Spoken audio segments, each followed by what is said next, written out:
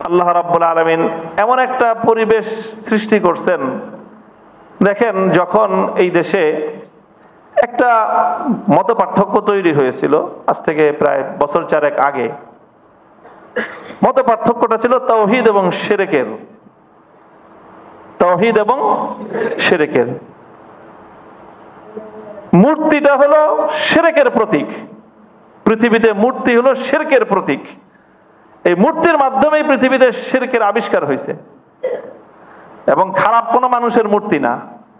দুনিয়াতে যে শিরক আসছে, খারাপ কোনো মানুষের মূর্তির মাধ্যমে আসে নাই, ভালো ভালো মানুষের মূর্তির মাধ্যমে দুনিয়াতে শিরক আসছে। আলেম ওলামাদেরকে জিজ্ঞাসা করে দেখবেন আপনারা, কোরআন হাদিস কি বলে। দুনিয়ার মানুষরা বড় বড় আল্লাহওয়ালাদের মূর্তি বানাইতো। এখন আমরা সকলেই জানি যেটা, এটাকে বলা হয় গ্লোবালাইজেশনের যুগ। সারা পৃথিবী একটা গ্রামের মতো, পৃথিবীর এক প্রান্ত আর এক প্রান্তের সঙ্গে ঘনিষ্ঠভাবে সম্পৃক্ত। আমাদের জনপদগুলো, নিপীড়িত জনপদগুলোতে মুসলমানেরা তখনই নিরাপদে আল্লাহকে ডাকতে পারবে, আল্লাহর নাম উচ্চারণ করতে পারবে, ইবাদত করতে পারবে, যখন সারা পৃথিবীর মুসলমানরা তারা মনে করবে আল্লাহ রসুল সাল্লাল্লাহু আলাইহি ওয়াসাল্লামের সেই হাদিসকে নিজেদের মন দিয়ে অনুভব করতে পারবে। মাসালুল মুমিনিনা ফি তাওয়াদ্দিহিম ওয়া তারাহুমিহিম কামাসালি জাসাদিন ওয়াহিদ। সারা পৃথিবীর মুসলমানরা একটা দেহের মতো। ফিলিস্তিনের মুসলমান, অন্যান্য নিপীড়িত জনপদগুলোর মুসলমান, তারা আমাদেরই ভাই, আমাদেরই বোন। তো যাই হোক, আল্লাহ রাব্বুল আলামিন আমাদেরকে নিরাপদে রেখেছেন। আমাদের এই অনুভূতি থাকা দরকার। এই অনুভূতিটা যদি থাকে, তাহলে একটা আল্লাহর শুকরিয়া আদায় করতে পারবো যে আলহামদুলিল্লাহ, আল্লাহ আমাদেরকে এখনো এইভাবে নিরাপদে জুমার নামাজ, ঈদের নামাজ, অন্যান্য ইবাদত গুলো করার তৌফিক দিয়েছেন। সাথে সাথে সেই সকল নিপীড়িত জনপদগুলো কিভাবে মুক্ত এবং স্বাধীন হতে পারে, সেখানকার আমাদের ভাইয়েরা কিভাবে আমাদের মতো নিরাপদে বসবাস করতে পারে, তার জন্য আমরা আমাদের করণীয়টাও নির্ধারণ করতে পারবো। আমি আপনাদের শুকরিয়া আদায় করি আরো এই জন্য যে এই বছিলা, এটা আমাদের দীর্ঘ একটা আত্মার বন্ধনের এলাকা। আব্বাজান মরহুম শাইখুল হাদিস আল্লামা আজিজুল হক রহমতুল্লাহ আলাই, ওনাকে বাংলাদেশের যে সকল অঞ্চলের মানুষ অনেক বেশি ভালোবাসতেন, তার মধ্যে এই বছিলা এলাকা। এখন তো বছিলাটা ঢাকার শহরের সাথে কানেক্টেড। আমরা যখন ৮০-র দশকে মোহাম্মদপুরে হযরত শাইখুল হাদিস রহমতুল্লাহ আলাইহির নেতৃত্বে দ্বীনের কাজ, মাদ্রাসার কাজ শুরু করেছি, তখন বছিলাটা ছিল একটা বিচ্ছিন্ন জনপদ, একটা দ্বীপ অঞ্চলের মতো ছিল এটা। যারা ওই সময়কার দেখেছে মনে আছে, বর্ষাকালে তো একেবারে পুরাটাই দ্বীপ ছিল, একদম ফুল একটা দ্বীপ অঞ্চল, চতুর্দিকে পানি, কোনো স্থল ভাগের যোগাযোগ ছিল না। বছরের ৬ মাস ৭ মাস এরকমই থাকতো। এখান থেকে মূল জনপদের সাথে, ঢাকার সাথে বা কেরানীগঞ্জের সাথে যোগাযোগের একমাত্র উপায় ছিল নৌপথ, পানিপথে যেতে হতো। সেই সময়ে যখন ১৯৮৬ সালে জামিয়া মুহাম্মাদিয়া আরাবিয়া নামে শাইখুল হাদিস রহমতুল্লাহ আলাইহি মোহাম্মদপুর অঞ্চলে মাদ্রাসার কাজ শুরু করলেন। এর আগে এই বৃহত্তর মোহাম্মদপুর অঞ্চলে বড় কোনো মাদ্রাসা ছিল না। ছিল লালমাটিয়া মাদ্রাসা, একেবারে ছোট্ট পরিসরের, হেফজখানা ছিল আর ছোটদের অল্প একটু পড়াশোনা ছিল। এই হয়তো ৫০-৬০ জন ছাত্র, মসজিদের সাথে একটা। এই জামিয়া মুহাম্মাদিয়ার মাধ্যমে মোহাম্মদপুর অঞ্চলে দ্বীনি মাদ্রাসার বিস্তার শুরু হলো। শাইখুল হাদিস আল্লামা আজিজুল হক রহমতুল্লাহ আলাইহি সেই কাজ শুরু করলেন। সেই কাজে ওনাকে যারা সবচেয়ে বেশি অঞ্চলগতভাবে ওনার সহযোগিতা করেছেন, হাতকে শক্তিশালী করেছেন, সেই অঞ্চলটার নাম হলো এই বছিলা গ্রাম। এরপরে যখন ৭ মসজিদের পাশে জামিয়া রহমানিয়া নামে ১৯৮৮ সালে কাজ শুরু হলো, তখন তো বলতে গেলে এটা বছিলাওয়ালাদেরই মাদ্রাসা।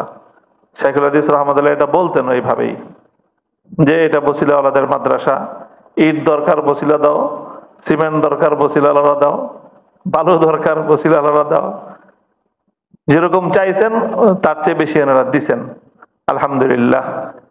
তো সেই থেকে আমাদের সাথে একটা আত্মার বন্ধন এই অঞ্চলে তৈরি হয়েছে। এরপরে কত উত্থান পতন হলো, 2001 সালে এক ঘটনা, তারপরে আবার 2021 সালের আরেক বিপর্যয়।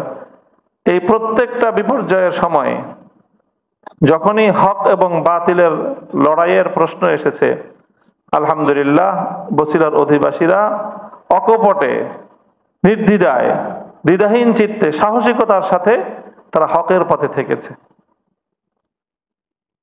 তো এই জন্য আমি আপনাদেরকে সাধুবাদ জানাই যে আপনারা এই আপনাদের দৃঢ়তা দ্বীনের পক্ষে, ইসলামের পক্ষে, এটাকে অটল এবং মজবুত রাখবেন ইনশাআল্লাহ। 2001 সালে যখন শাইখুল হাদিস আল্লামা আজিজুল হক রহমতুল্লাহ আলাইহি তিনি কারাবন্দী, মাহফুজুল হক সাহেব হুজুর মাদ্রাসার প্রিন্সিপাল, উনি ফেরারি, মানে শাইখুল হাদিসও কারাগারে বন্দী, অন্যান্য বড়দের সহ, মুফতি আমিনী রহমতুল্লাহ আলাইহি, মুফতি ইজহার সাহেব সহ অন্যান্য আমাদের মুরব্বীরা প্রায় সবাই তখন কারাবন্দী। আমাদের মাদ্রাসার প্রিন্সিপাল মাহফুজুল হক সাহেব, উনিও দীর্ঘদিন ধরে ফেরারি থাকতে হয়েছে, আসতে পারেন নাই। বাসা বাড়িতে আমরা কেউ জানতাম না উনি কোথায় আছেন। ঢাকার শহরে মাদ্রাসা পরিচালনা করার মতো আমাদের কোনো অবকাশ ছিল না, এই গোটা ঢাকার শহরে কোথাও না। শেষ পর্যন্ত আমরা ঢাকার শহর ছেড়ে নদীর ওই পারে কেরানীগঞ্জে ওয়াশপুরে গিয়ে মাদ্রাসার কিছু কাজ শুরু করলাম। ওখানেও ব্যাপক এক ঝামেলা শুরু হলো, উৎপাত শুরু হলো। তখনও শাইখুল হাদিস রহমতুল্লাহ আলাইহির অবর্তমানে তার মাদ্রাসা, তখন জামিয়া রহমানিয়া আরাবিয়া হাকিকিয়া নামে মাদ্রাসা পরিচালিত হয়। ওই মাদ্রাসার দুর্দিনেও গোটা অঞ্চলের দুষ্কৃতিকারীদের বিপক্ষে যারা সিনা টান করে দাঁড়ায় গিয়েছিল তারা এই বছিলাবাসী। ইতিহাস অনেক দীর্ঘ। আপনাদের উপর, আপনাদের সাথে আমাদের যেরকম হৃদয়ের বন্ধন, আমাদের উপর আপনাদের এরকম হক এবং অধিকার আছে। আপনাদের এই অঞ্চলের, আপনাদের সকলেরই অত্যন্ত প্রিয় ভাজন, আস্থাভাজন ব্যক্তিত্ব ছিলেন মরহুম হযরত মাওলানা আব্দুল মালেক সাহেব রহমতুল্লাহ আলাইহি। আব্বাজান রহমতুল্লাহ আলাইহির বিশিষ্ট ছাত্রও ছিলেন আর খুব মহব্বতেরও মানুষ ছিলেন। আল্লাহ ওনাকে জান্নাতুল ফেরদৌস নসিব করুন। আমি খুব দীর্ঘ কোনো বিষয়ভিত্তিক আলোচনাও করব না আজকে। এসেছি মূলত আপনাদের ভালোবাসায়, আপনারা দেখেছেন, মনে করেছি যে হ্যাঁ এটা আমাদের একটা ঘাঁটি, বছিলা এটা দ্বীনের একটা ঘাঁটি। এই প্রসঙ্গে এই কথাটা বলবো যে আপনাদের এই ঐতিহ্যকে আপনারা ধরে রাখবেন, যে হক এবং বাতিল যেখানে সংঘাতে জড়াবে, ব্যক্তিগত সংঘাত নয়, যখনই সংঘাতটা হবে আদর্শের সংঘাত, তখন সেখানে নিজেদের ব্যক্তিগত নিরাপত্তার কথা চিন্তা করা যাবে না। তখন সেখানে যে কোনো মূল্যে হকের পক্ষে থাকতে হবে, হককে সহায়তা দিতে হবে, নিজের সাধ্যের আলোকে ন্যায়ের ঝান্ডাকে সমুন্নত রাখতে হবে। ওয়ালাউলা দাফউল্লাহিন নাস বা'দাহুম বিবা'দিল লাফাসাদাতিল আরদু ওয়ালাকিন্নাল্লাহা যু ফাদলিন আলাল আলামিন। আল্লাহ কোরআনে পাকে স্পষ্ট বলেছেন যে সব সময় হক এবং বাতিলের একটা লড়াই থাকবে। আর আল্লাহর মেহেরবানি যে বাতিল পন্থীরা যত প্রতাপশালী হোক না কেন, আল্লাহ রাব্বুল আলামিন কখনোই বাতিলকে ফাঁকা মাঠে গোল দেওয়ার সুযোগ দিবেন না। হকের ঝান্ডাবাহী ক্ষুদ্র একটা দল হলেও বাতিলের মোকাবেলায় তারা সিনা টান করে দাঁড়াবে। লা তাযালু তাইফাতুম মিন উম্মতি মানসুরিনা আলাল হাক্কি লা ইয়াদুররুহুম মান খাযালাহুম হাত্তা ইয়াতিয়া আমরুল্লাহ। ক্ষুদ্র একটা দল হলেও তারা থাকবে কিয়ামত পর্যন্ত এবং আল্লাহর সাহায্য তাদের সাথে থাকবে, এবং এভাবেই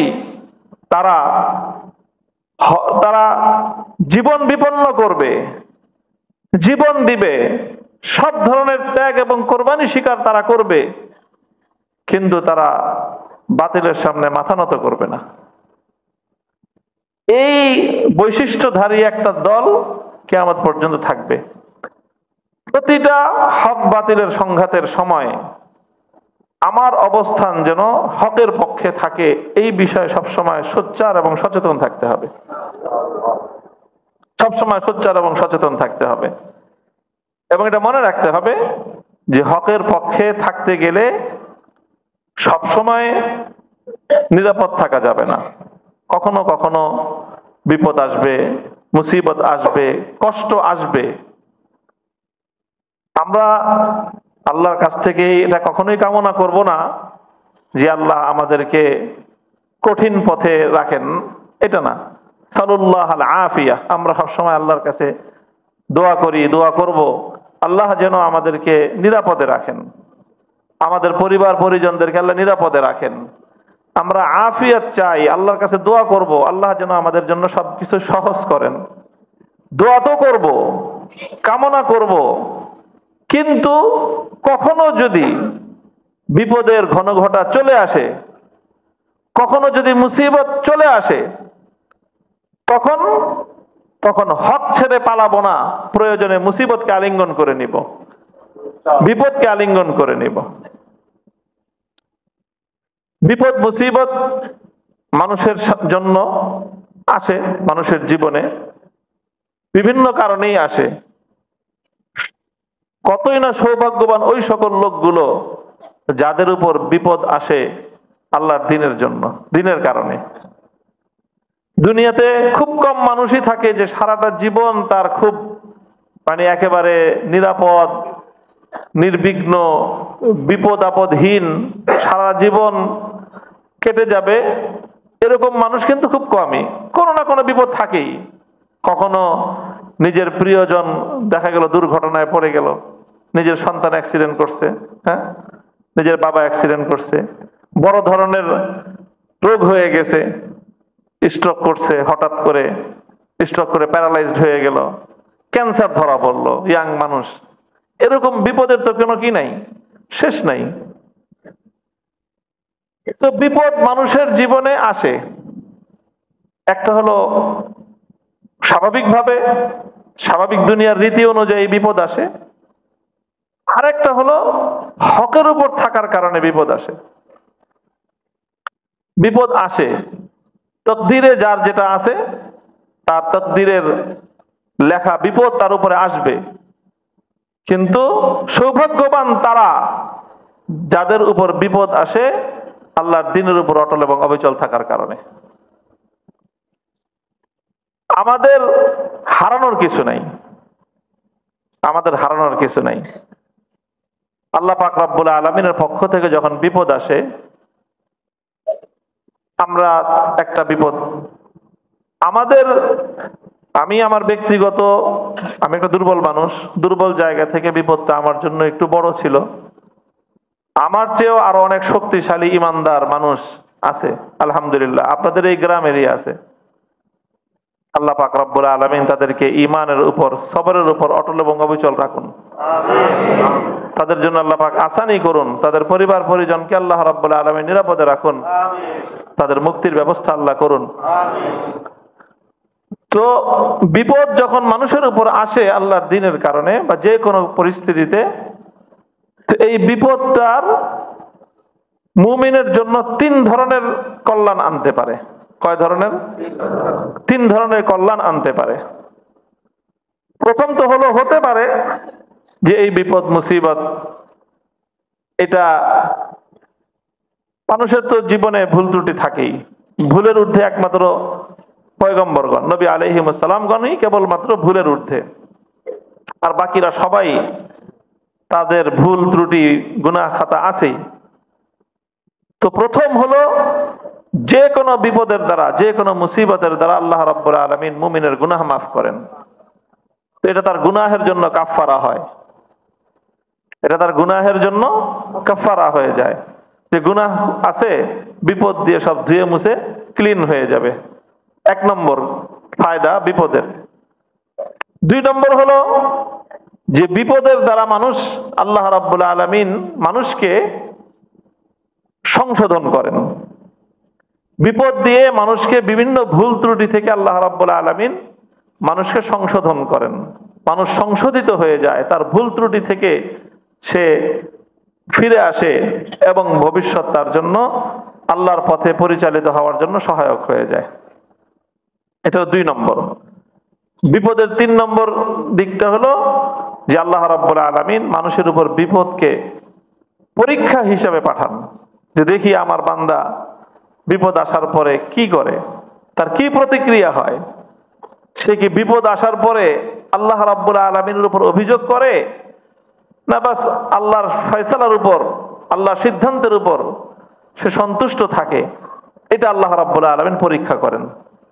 এটা হলো একটা কঠিন পরীক্ষা, যে বিপদে পড়ে আল্লাহ রাব্বুল আলামিন সম্পর্কে কোনো ধরনের অভিযোগ না করে বাস আল্লাহ তুমি যেটা করবা সে ব্যাপারে আমার কোনোই কথা নাই, আমার কোনো অভিযোগ নাই, আমার কষ্ট হইতেছে, আমার কষ্টের কথা শুধু তোমাকে বলি, আমার কোনো অভিযোগ নাই। এইভাবে বিপদ আসে মানুষের উপর পরীক্ষা হিসেবে। এই পরীক্ষা যখন আসে, তো এই পরীক্ষায় আসার পর মানুষ তো 2 রকম হয়ে যায়। কিছু মানুষ তারা এই বিপদে পড়ে তারা ধৈর্য ধরতে পারে না, তারা আল্লাহ রাব্বুল আলামিনের উপর নানা ধরনের অভিযোগ করে বসে, নানা রকম বিপদে আছে। খুব খেয়াল রাখতে হবে যে বিপদে পড়ে যখন দেখেন আপনার উপর বিপদ আসলো, আমার উপর বিপদ যদি চলে আসে, আল্লাহ আমাদের সকলকে নিরাপদে রাখুন। কিন্তু যদি আল্লাহর পক্ষ থেকে তাকদীর থাকে বিপদ আসার, তো আসবেই। বিপদ আসার পরে যদি আমি আপনি সেই বিপদের ব্যাপারে আল্লাহর উপর অভিযোগ করি, আমার সন্তান মারা গেল, আল্লাহ হেফাজত করুন, আপনার সন্তান মারা গেল, আপনার ভাই মারা গেল, এখন এই মৃত্যু যন্ত্রণা তো লাগবেই। এখন আমরা যদি অভিযোগ করে বসি যে আল্লাহ আর কারো সন্তানটা চোখে দেখলো না, নাউজুবিল্লাহ, এরকম যদি বলে বসি, আমার সন্তানটাই আল্লাহ নিয়ে গেল, আমার এত বড় ক্ষতি হয়ে গেল, এই হয়ে গেল, সেই হয়ে গেল, বিলাপ করতে থাকি, তাহলে এতে আমার মৃত সন্তান ফিরে আসবে? বলেন তো। এই আহাজারি করলে, কান্নাকাটি করলে, বিলাপ করলে পৃথিবীতে কোনো মায়ের কান্নায় কোন সন্তানের প্রাণ ফিরে আসছে? কোন বাবার আর্তনাদে কোন মৃত সন্তান জীবিত হয়ে উঠে দাঁড়িয়েছে? দাঁড়ায় নেই। তো বিলাপ করে, অভিযোগ করে লাভ কিছুই হয় না, মস্ত বড় ক্ষতি হয়ে যায়। কি ক্ষতি হয়? যে বিপদ এবং মুসিবতের মাধ্যমে আল্লাহ রাব্বুল আলামিন বান্দাকে এত বড় বিনিময় দেন, এত বড় সওয়াব আল্লাহ দান করেন, যে নেক আমল করে কোন বান্দা সেই সওয়াব অর্জন করতে পারে না। বিপদে ধৈর্য ধরে বান্দা যেই সওয়াব অর্জন করতে পারে, কিন্তু সে তার মুখের একটা কথায়, একটা আচরণে তার এই বিশাল অর্জনটাকে, তার বিশাল সওয়াবটাকে সে নিজের হাতে ধ্বংস করে দিল, নিজের হাতে সে ধ্বংস করে দিল। দেখেন হাদিসের মধ্যে আল্লাহ রাসূল সাল্লাল্লাহু আলাইহি ওয়াসাল্লাম একটা হাদিসে ইরশাদ করেন, ইন্নাল আবদা ইযা সাবাকাত লাহু মিনাল্লাহি মানজিলাতুন লাম ইয়াবলুগহু বিআমালিহি ইবতালাহু আল্লাহু ফি মালিহি আও ওয়ালাদিহি সুম্মা সাব্বারাহুল্লাহ হাত্তা ইউবাল্লিগহু তিলকাল মানজিলাতা আল্লাতী লাম ইয়াবলুগহু বিআমালিহি আও কামা ক্বাল আলাইহি সাল্লাতু ওয়াসসালাম।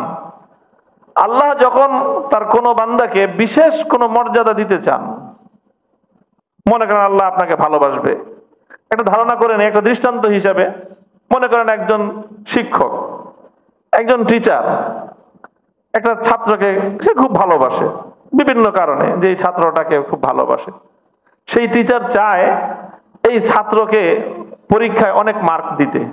মনে করেন সে তাকে চায় অন্তত এই 99 মার্ক দিবে, অথবা 100 মার্কই সে তাকে দিতে চায়। এখন বলেন তো, একজন নীতিবান শিক্ষক, একজন নীতিবান টিচার, সে একজন শিক্ষার্থীকে চাইলেই কি 100 মার্ক দিতে পারে? না, ওই শিক্ষার্থী পরীক্ষার খাতায় সঠিক উত্তর দিতে হবে।